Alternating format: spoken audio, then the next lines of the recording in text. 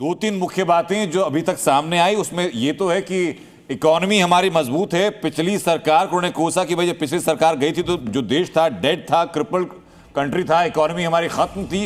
लेकिन साथ ही साथ इस युद्ध को लेकर भी डोनाल्ड ट्रंप ने कहा कि अभी ऑब्जेक्टिव जो तय किए गए थे शुरुआत में उनको अचीव कर लिया गया है और अगले 2 से 3 हफ्ते में हम और ज्यादा ताकत के साथ और ज्यादा इंटेंसिटी के साथ हम हिट करने वाले हैं। रिजीम चेंज शुरुआत में लक्ष्य नहीं था, लेकिन चूंकि घटनाक्रम ऐसा हुआ तो अपने आप 3 से 4 रिजीम ईरान के अंदर चेंज हो चुकी हैं। शिखा, लेकिन अनंत इसके साथ ही जो बात सोचने वाली और समझने वाली वो ये है कि एक बार फिर से डोनाल्ड ट्रंप यही कह रहे हैं we will be out of Iran in 2 or 3 weeks. ये जो है स्थिति स्पष्ट होती हुई नजर नहीं आती। दूसरी चीज, स्ट्रेट ऑफ हॉर्मूज में उनकी तरफ से सीधा एक सिंपल लाइन आया कि भाई जिसको तेल की जरूरत है वो देखिए, मेरे पास तो कनाडा के भी स्रोत है, मेरा प्रोडक्शन खुद का जो है वो बहुत ज्यादा है। ऐसे में क्या ये माना जाए अनंत कि वाकई डोनाल्ड ट्रंप सिर्फ अपना हाथ छोड़ा रहे, पीछा छोड़ा रहे और निकल रहे? जरा क्या बोला है डोनाल्ड ट्रंप ने, पहले आपको सुनवा दें। Tonight, I want to provide an update on the tremendous progress our warriors have made in Iran and discuss why Operation Epic Fury is necessary for the safety of America and the security of the free world. From the very first day I announced my campaign for president in 2015, I have vowed that I would never allow Iran to have a nuclear weapon. This fanatical regime has been chanting death to America, death to Israel for 47 years.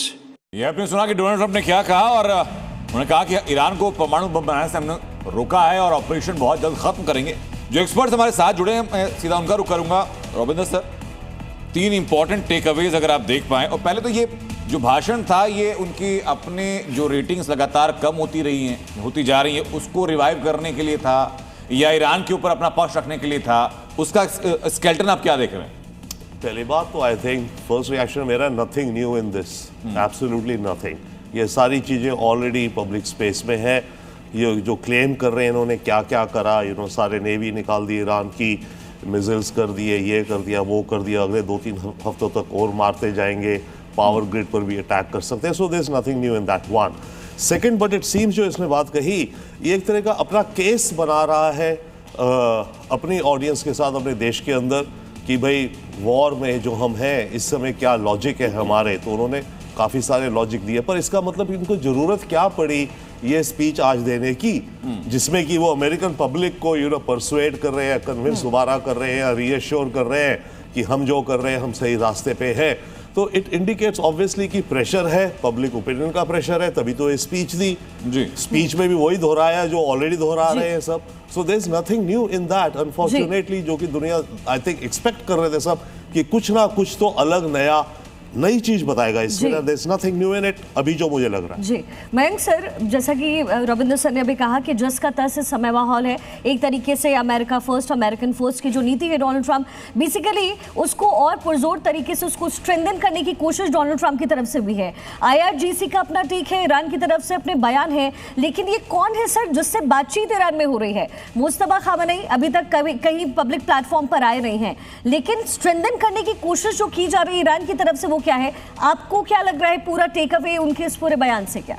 देखिए शिखा जी, अभी इस समय मैं और रविंद्र साहब हम लोग मजाक ये कर रहे थे कि हमें इस बात का इल्म था कि ट्रंप साहब इसी लाइन पर बोलेंगे और ये भी हंस रहे थे हम कि भाई अब हम ट्रंप साहब को प्रेडिक्ट करने लग गए और हम लोग दोनों ने फिंगर्स क्रॉस की। सर वो कभी भी बता सकते हैं कि गलतफहमी थी आपकी।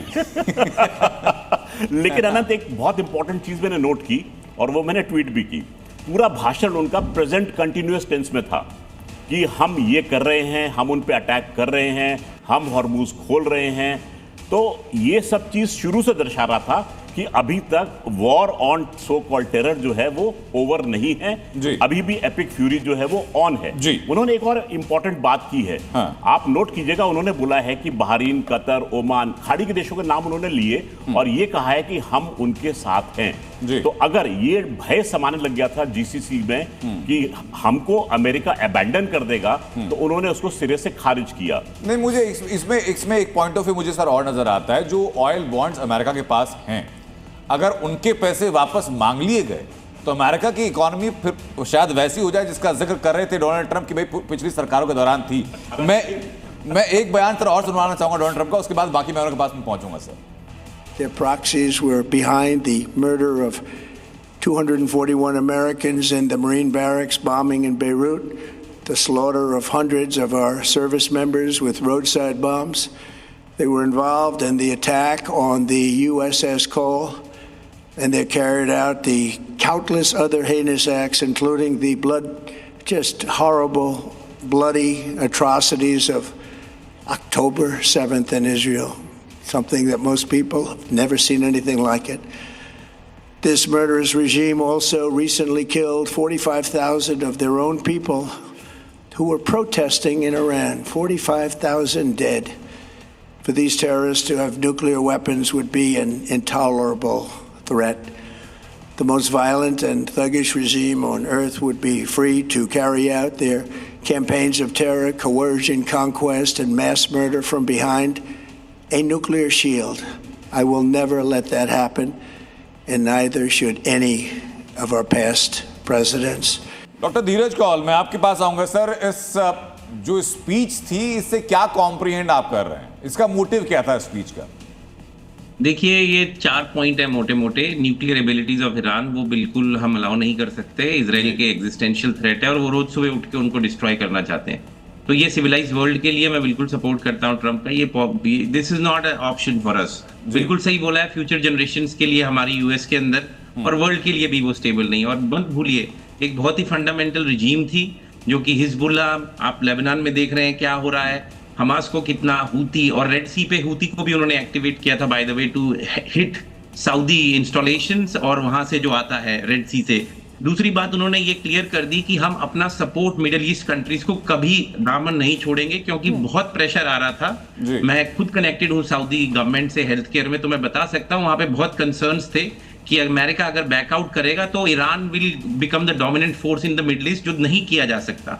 नंबर 3, उन्होंने नेटो को क्लियर कर दिया, हमें आपकी जरूरत नहीं है, आप खुद अपना हरमुज को देखिए। और ये बात सही है, मैं जिस स्टेट में पहले पेंसिल्वेनिया में था, वर्ल्ड के लार्जेस्ट गैस रिजर्व्स है वहां पे, और ड्रिल बेबी ड्रिल की जो अभी एक्टिवेट भी नहीं हुआ है। तो ये बात सही है कि यूएस इज नंबर 1 प्रोड्यूसर और हमें मिडिल ईस्ट के ऑयल की ज्यादा जरूरत नहीं है। चौथी बात जो उन्होंने क्लियर कर दी कि ये लड़ाई अभी भी जारी है, मैं कई चैनल्स पे पहले से बोल रहा हूँ, ये सीज फायर नहीं है, ये पाउंडिंग इंक्रीज होगी अगले 2 हफ्ते तक।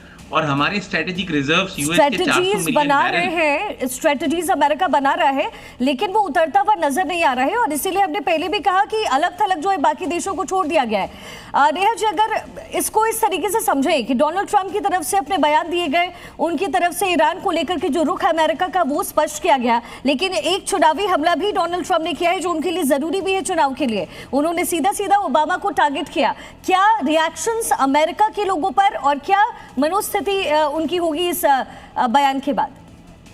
देखिए, सबसे पहले मैं ये क्लियर कर दूं कि अमेरिकन जो अमेरिकन एडमिनिस्ट्रेशन जो सरकार है, आपको उसको आम अमेरिकी से अलग करके देखना होगा।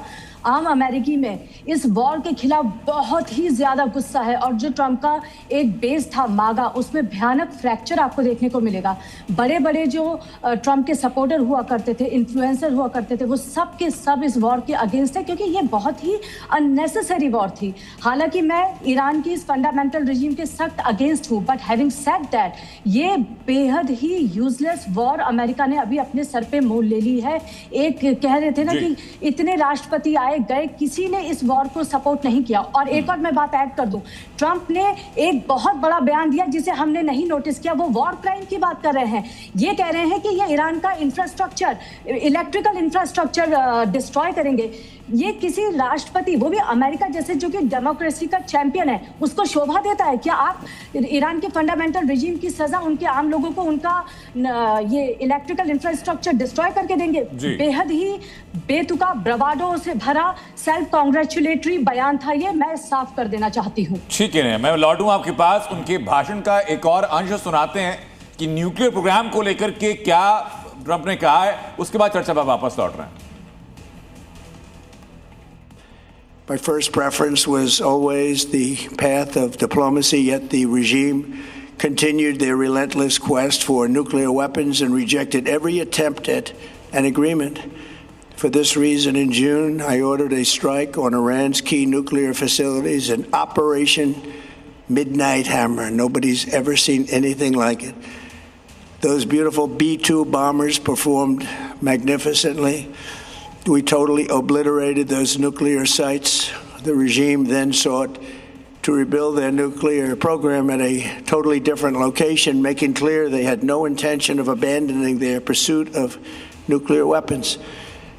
They were also rapidly building a vast stockpile of conventional ballistic missiles and would soon have had missiles that could reach the American homeland, Europe, and virtually any other place on Earth. चंचल बागा, इसी के बाद मैं सीधा आपके पास में आ रहा हूं सर, और दो सवाल मेरा है। पहला तो है कि डोनाल्ड ट्रंप ने जो कहा कि हमने जितने ऑब्जेक्टिव, प्राइमरी ऑब्जेक्टिव थे वो सारे हिट कर लिए गए, अचीव कर लिए गए। तो कौन कौन से प्राइमरी ऑब्जेक्टिव ईरान, इजराइल और अमेरिका ने साथ में अचीव किए, इस बात का बताइए, आप मुझे समझाइए जरा। दूसरा, अब इजराइल की तरफ से स्टैंड क्या रहेगा? तो पहला बात है, जो भी एटॉमिक एरिया जितना भी है या जो भी हमारे पास जो इंफॉर्मेशन था, उस टारगेट में हम लोग को क्या होता है, जहाँ पे भी हम लोग को लगता है जो यहाँ पे टारगेट है या डिफेंस का जो भी हमारे ऊपर रॉकेट जो चलाया जा रहा है, जहाँ से भी आ रहे हैं उनको टारगेट करना है। प्लस जो भी बैड एलिमेंट है उसको पहले से उसको ख़त्म करना है। सेकेंड थिंग है, आप जो भी बोल रहे, जो अभी जो क्या होगा, मतलब ये तो बोलना मुश्किल है क्या होने वाला है, क्योंकि आगे की जो भी है वो तो गवर्नमेंट को सोचना है और डिफेंस को करना है, क्योंकि उसमें आम पब्लिक जो है वो कुछ नहीं, उनको उतना आइडियाज़ है।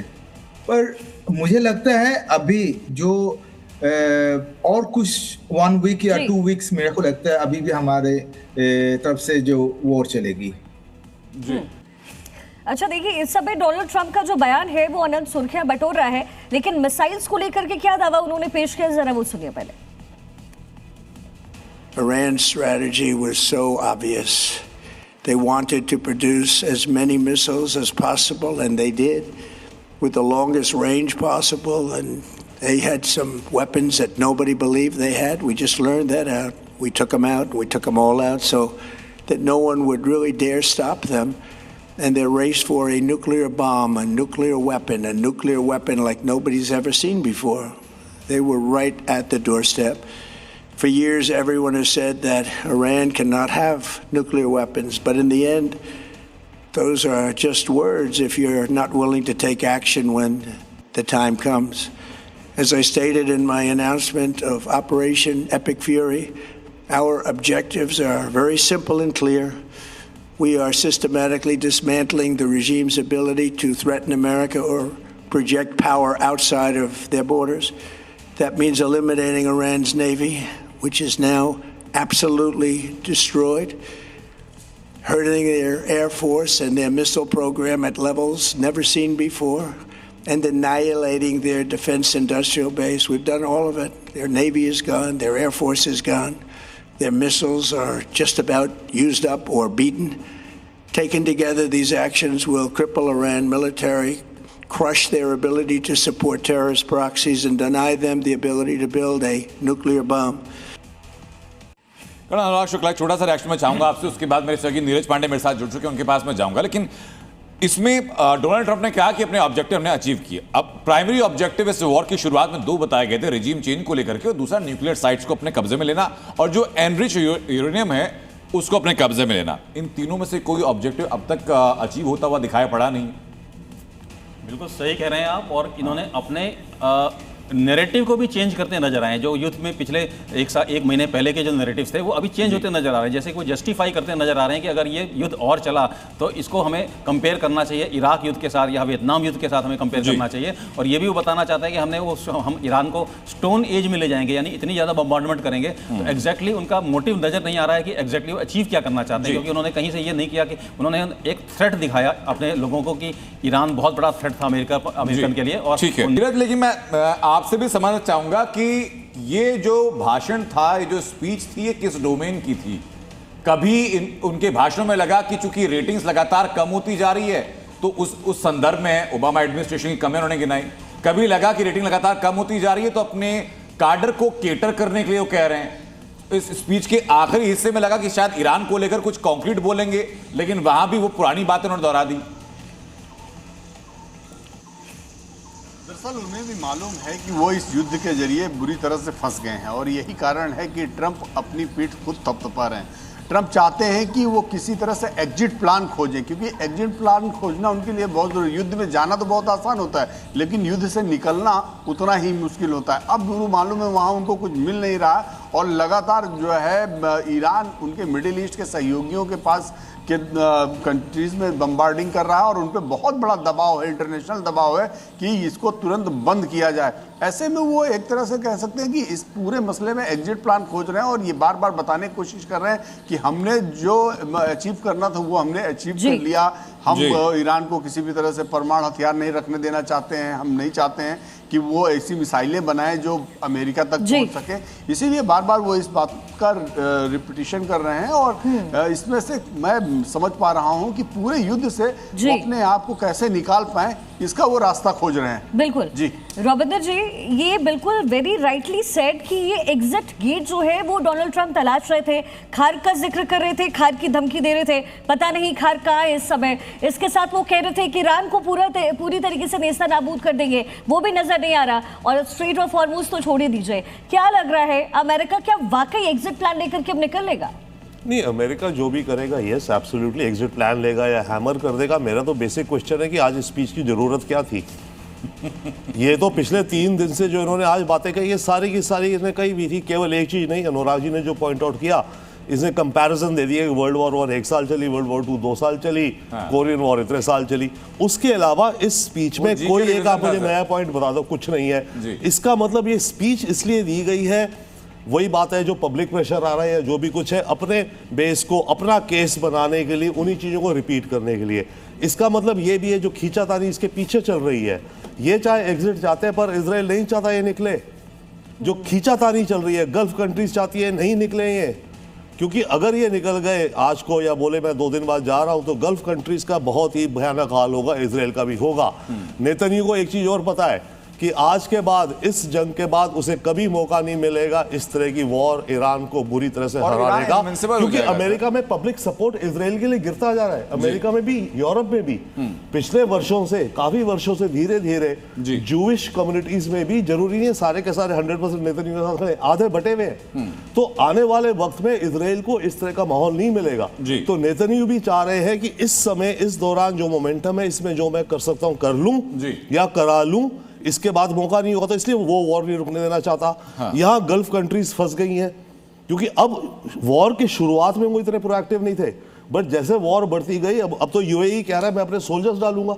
हो सकता है 2-4 दिन में यूएई के सोल्जर्स भी फाइट में आ जाए। तो अगर ऐसे में अमेरिका बैकआउट होता है तो इन कंट्रीज का फ्यूचर बहुत ही खतरे में पड़ जाएगा। सर, तो वो लेकिन कश्मकश पीछे चल रही है। का नहीं है, ग्लोबल फ्यूचर की बात हो रही है, क्योंकि क्रूड ऑयल की कीमतें मैं देख रहा हूं इस वक्त पर $106 पर पहुंच गई है। मेजर जंप आया सर ट्रंप के भाषण के बाद में। आनंद जी, इस समय इनके भाषण में मुझे सिर्फ एक गाना याद आया, मैं ही मैं हूं, दूसरा कोई नहीं। पिछले जितने राष्ट्रपति थे उनको ये काम करना था, उन्होंने कुछ नहीं किया। ओबामा ने 2015 में जो JCPOA की थी उसको मैंने 2018 में खारिज कर दिया। ओबामा ने इनको कितने 1.5 billion Hare Hare dollar gift दे दिए। 1.7 सर, 1.7 सॉरी, 18 ट्रिलियन डॉलर की इकोनॉमी जो इन्वेस्टमेंट में लेकर आया हूं। मैंने वो काम किए हैं जो किसी राष्ट्रपति ने पहले नहीं किए। तो इनके पूरे अभिभाषण में केवल यही बात था। अंग्रेजी में इसको नार्सिसिस्टिक कैटेगरी वो कहते हैं, और ये बात किसी से अछूती है भी नहीं जी। दूसरी मजेदार बात इनकी ये थी कि हॉर्मूज को इन्होंने गुड बाय किया है। इस समय ये बोला है कि मेरा तेल वहां से आता नहीं, मुझे कोई आवश्यकता नहीं, मैंने आपका काम आसान कर दिया है, अब आप संभालो, जो जिसको तेल निकालना है वहां से, अब आप हॉर्मूज को संभालो। तो धीरे धीरे ये अपना पल्ला छुड़ाना चाहते हैं। लालच तो है इनको, लेकिन क्या करें, 17% माइनस में चले गए रेटिंग में। 66% जनता अमेरिका की चाहती है। कर्ज इतना ज्यादा है सर कि अब इस समय डोनाल्ड ट्रंप को सोचने की जरूरत जरूर पड़ रही है, लेकिन इसी बीच जो रिएक्शंस मिल रहे हैं वो आपको सुनना चाहिए, क्योंकि डोनाल्ड ट्रंप क्या करते हैं, जरा आप सुनिए क्या है reactions. And we are going to finish the job, and we're going to finish it very fast. We're getting very close. I want to thank our allies in the Middle East, Israel, Saudi Arabia, Qatar, the UAE, Kuwait, and Bahrain. They've been great, and we will not let them get hurt or fail in any way, shape, or form. Many Americans have been concerned to see the recent rise in gasoline prices here at home.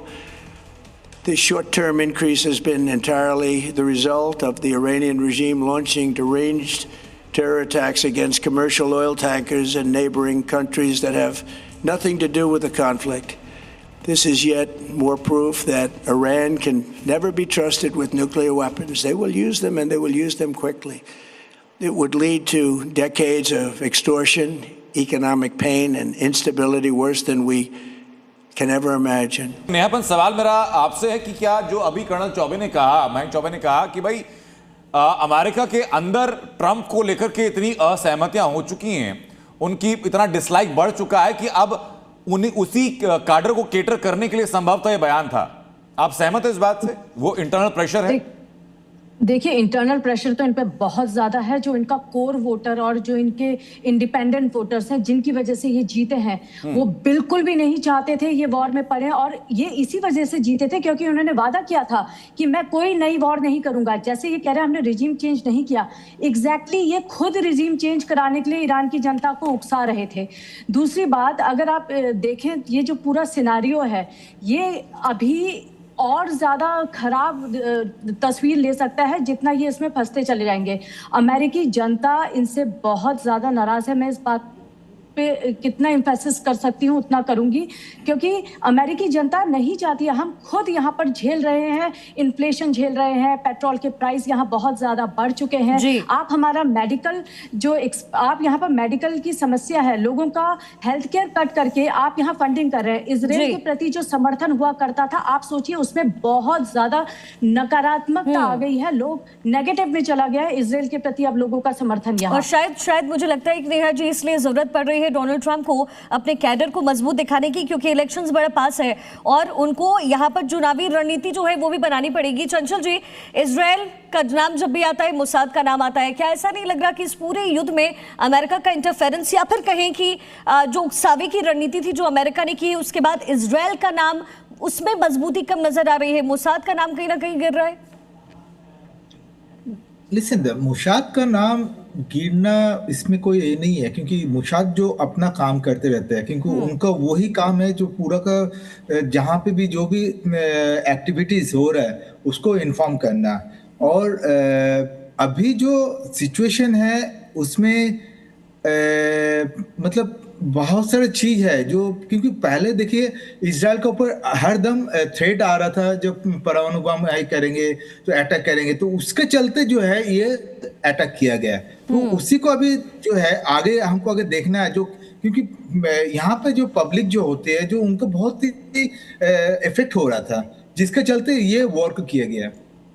जी, एक concluding reaction मैं Ravindra sir आपसे लूंगा कि एक ये आम धारणा भी है कि जैसे ही चुनाव का वक्त नजदीक आता है, रेटिंग्स गिरती हुई नजर आती है, तो अमेरिकी राष्ट्रपति किसी न किसी जंग में इन्वॉल्व हो जाते हैं। डोनाल्ड ट्रंप क्या उसी पैटर्न पर है और वही पैटर्न रिवर्स इफेक्ट उनको दे रहा है?